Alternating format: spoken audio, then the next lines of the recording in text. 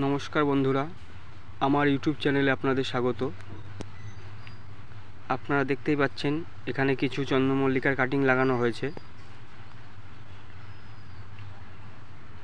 এগুলি 10 থেকে 15 দিন আগে মাটিতে কেটে লাগানো হয়েছে।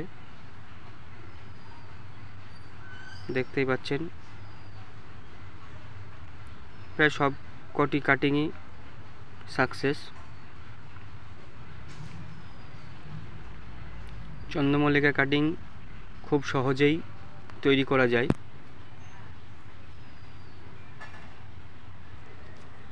দেখুন যতগুলো বসিয়েছি প্রায় সবগুলোই হয়ে গেছে।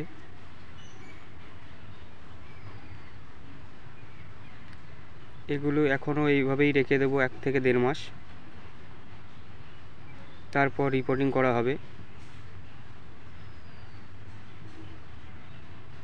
একটি মাদার প্ল্যান্ট থেকে অনেক চারা তৈরির একটি ভালো পদ্ধতি।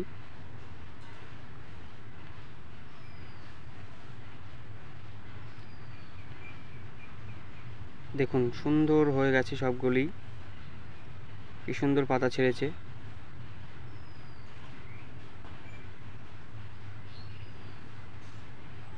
এইভাবে আপনারাও চাইলে বাড়িতেও করতে পারেন। ছোট ছোট ডাল কেটে টবে বসিয়ে দিতে পারেন, সুন্দরভাবে হয়ে যাবে।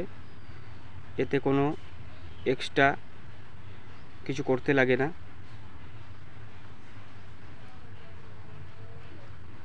ধন্যবাদ বন্ধুরা। Keep watching my channel SDN gardening B.